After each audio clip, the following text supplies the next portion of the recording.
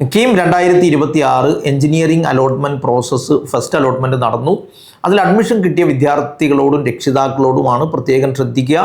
ആദ്യമായി ചെയ്യേണ്ടത് നിങ്ങൾ ലോഗിൻ ചെയ്ത് കിട്ടിയ അലോട്ട്മെൻറ്റ് ഏതാണെന്ന് നോക്കി ആ അലോട്ട്മെൻറ്റ് മെമ്മോ ഡൗൺലോഡ് ചെയ്തെടുക്കുക. അതിനു മുമ്പ് ഈ അലോട്ട്മെൻറ്റ് ഫീ അടക്കാനുള്ളത് ഓൺലൈൻ അടക്കുക.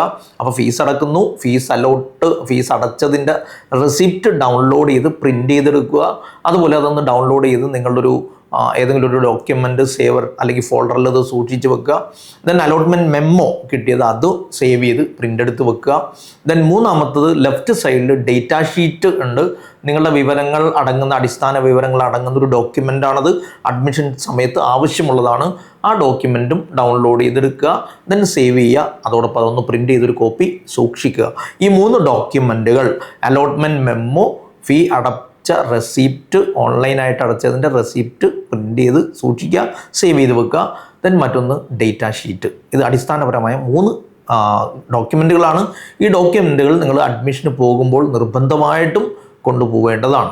അതോടൊപ്പം അലോട്ട്മെൻറ്റ് മെമ്മോയിൽ താഴെ കൊടുത്തിരിക്കുന്ന ഡോക്യുമെൻറ്റുകൾ അതിൻ്റെ കൊടുത്തിരിക്കുന്നുണ്ട്. അതിൽ താഴെ കൊടുത്തിട്ടുണ്ട് ഏതൊക്കെയെന്നുള്ള കുറേ അധികം ഡോക്യുമെൻറ്റുകൾ. ആ ഡോക്യുമെൻറ്റുകളെല്ലാം സൂക്ഷിച്ച് ശ്രദ്ധിച്ച് പ്രിൻ്റ് എടുത്ത് നിങ്ങൾ കൂടെ സൂക്ഷിക്കുക. പ്രധാനപ്പെട്ടത് ഒന്ന് നിങ്ങളുടെ അലോട്ട്മെൻറ്റ് മെമ്മോ, രണ്ടാമത്തെ ഡേറ്റ ഷീറ്റ്, മൂന്നാമത്തെ ഫീ അടച്ച റെസിപ്റ്റ്, ദെൻ അതുപോലെ തന്നെ നിങ്ങളുടെ കീം അഡ്മിറ്റ് കാർഡ് കയ്യിൽ വെക്കുക. ദെൻ അതുപോലെ മറ്റൊന്ന് നിങ്ങളുടെ ഡേറ്റ് ഓഫ് ബർത്ത് പ്രൂവ് ചെയ്യുന്ന സർട്ടിഫിക്കറ്റ്. അത് 10th സർട്ടിഫിക്കറ്റ് ആണെങ്കിൽ അത് മതി. ദെൻ നിങ്ങളുടെ TC കോണ്ടാക്ട് സർട്ടിഫിക്കറ്റ്, ഇത് രണ്ടും ഒന്നിച്ചാണെങ്കിൽ അത് രണ്ടും, അതല്ലെങ്കിൽ വെവ്വേറെ ആണെങ്കിൽ വെവ്വേറെ സർട്ടിഫിക്കറ്റ് സൂക്ഷിക്കുക, ശ്രദ്ധിക്കുക. ദെൻ അതോടൊപ്പം തന്നെ നിങ്ങളുടെ 12th ഒറിജിനൽ മാർക്ക് ലിസ്റ്റ് അത് കയ്യിൽ വെക്കുക. ദെൻ അത് ശേഖരിക്കുക, അത് സൂക്ഷിക്കുക. പരമാവധി അതിൻ്റെ 2-3 കോപ്പികൾ 4-5 കോപ്പികൾ എടുത്ത് സെൽഫ് അറ്റസ്റ്റ് ചെയ്ത് വെച്ചാൽ ഉപകാരപ്പെടും.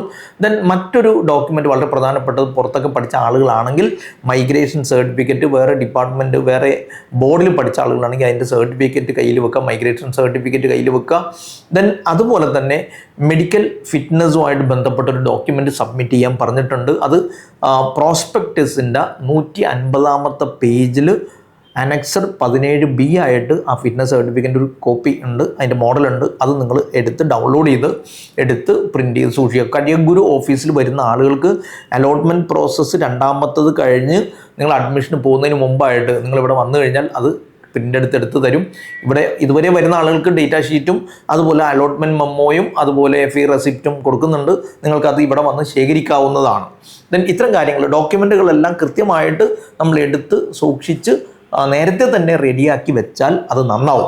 ഈ ഡോക്യുമെൻറ്റുകളുടെ കൂട്ടത്തിൽ പറയുന്നത് ആപ്ലിക്കേഷൻ സബ്മിറ്റ് ചെയ്തപ്പോൾ നമ്മൾ സബ്മിറ്റ് ചെയ്ത എന്തൊക്കെ ഡോക്യുമെൻ്റ് ഉണ്ടാകും. NCL ഉണ്ടാവും, ദെൻ ഇൻകം സർട്ടിഫിക്കറ്റ് ഉണ്ടാവും, നേറ്റിവിറ്റിയോ കമ്മ്യൂണിറ്റി എന്തൊക്കെയാണോ നിങ്ങൾ സബ്മിറ്റ് ചെയ്തിരിക്കുന്നത് അത് മുഴുവൻ അതിൻ്റെ ഒറിജിനൽ നിങ്ങൾ എടുത്ത് സൂക്ഷിക്കണം. ഓരോന്നിൻ്റെയും 2-3 കോപ്പികൾ എടുത്ത് സൂക്ഷിക്കുന്നതും നല്ലതായിരിക്കും. ദെൻ അതുപോലെ തന്നെ എലിജിബിലിറ്റി സർട്ടിഫിക്കറ്റിൻ്റെ കാര്യം പറയുന്നുണ്ട്. എലിജിബിലിറ്റി സർട്ടിഫിക്കറ്റ് മറ്റ് ബോർഡുകളിൽ പുറത്ത് പഠിച്ച ആളുകൾക്കാണ്. കേരള ഹയർ സെക്കൻഡറി, VHSC അതുപോലെ CBSE അല്ലാത്ത ആളുകൾ സബ്മിറ്റ് ചെയ്ത് അവർക്ക് വേണ്ട, അവർ പുറത്ത് ഉള്ള ആളുകൾ, പുറത്ത് ബോർഡുകൾ പഠിച്ച ആളുകളാണെങ്കിൽ അതിൻ്റെ അവിടെ നിന്നൊരു എലിജിബിലിറ്റി സർട്ടിഫിക്കറ്റ് നിങ്ങൾ തയ്യാറാക്കി കൊണ്ടുവരേണ്ടതുണ്ട്. അത് ബോർഡുകളിൽ നിന്ന് ലഭിക്കുന്നതാണ്. ഇത്തരം ഡോക്യുമെൻറ്റുകളുടെ കാര്യത്തിൽ സൂക്ഷ്മമായിട്ട് അതൊക്കെ ശേഖരിച്ച് പ്രിൻ്റ് ചെയ്ത് വെക്കുക. എന്തെങ്കിലും സംശയങ്ങളുണ്ടെങ്കിൽ കരിയർ ഗുരുവിൻ്റെ വാട്സപ്പ് ഗ്രൂപ്പിൻ്റെ ലിങ്ക് താഴെയുണ്ട്. ആ ഗ്രൂപ്പിൽ നിങ്ങൾക്ക് ചോദിക്കാവുന്നതാണ്. ചോദിക്കാനുള്ള സമയം തരും. ആ സമയത്ത് നിങ്ങൾക്ക് ചോദിക്കാം, അതിന് ഉത്തരം കൃത്യമായിട്ട് തരുന്നതായിരിക്കും. ഇനി 2ാം ഘട്ട അലോട്ട്മെൻറ്റുമായിട്ട് ബന്ധപ്പെട്ട കാര്യങ്ങൾ ചർച്ച ചെയ്യേണ്ടത് ആ സമയത്ത് ഞാൻ ചർച്ച ചെയ്യുന്നതാണ്. ഞാനിപ്പോൾ വന്നത് ഈ അത്യാവശ്യമുള്ള ഡോക്യുമെൻറ്റുകളെ കുറിച്ച് ചർച്ച ചെയ്യാനാണ്. എങ്കിലും ഒരു സാന്ദർഭികമായിട്ട് സൂചിപ്പിക്കുകയാണ്. ഈ വീഡിയോ കാണുന്ന ആളുകൾ 2ാം ഘട്ട അലോട്ട്മെൻറ്റിൽ പങ്കെടുക്കാൻ താല്പര്യമുണ്ടെങ്കിൽ ഫീസ് അടച്ചതിന് ശേഷം വീണ്ടും 2-3 ദിവസത്തിന് ശേഷം, ഫീസ് അടക്കാനുള്ള ലാസ്റ്റ് ഡേറ്റ് കഴിഞ്ഞതിന് ശേഷം 2-3 ദിവസങ്ങൾ കഴിഞ്ഞാൽ വീണ്ടും 2ാം ഘട്ട അലോട്ട്മെൻറ്റിന് വേണ്ടി ഓപ്പൺ ചെയ്യുമ്പോൾ നിർബന്ധമായിട്ടും നിങ്ങൾ കൺഫർമേഷൻ കൊടുത്താലേ 2ാം ഘട്ട അലോട്ട്മെൻറ്റിലേക്ക് പ്രവേശിക്കുള്ളൂ.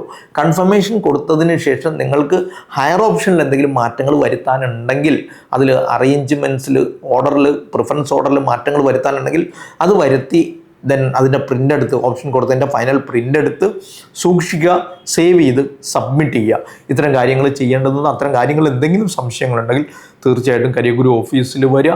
കാര്യങ്ങൾ കൃത്യമായി ചെയ്യാനും അഡ്മിഷൻ നഷ്ടപ്പെടാതിരിക്കാനും ആവട്ടെ എന്ന് ആശംസിക്കുന്നു. Bye bye. Career Guru, molding your future.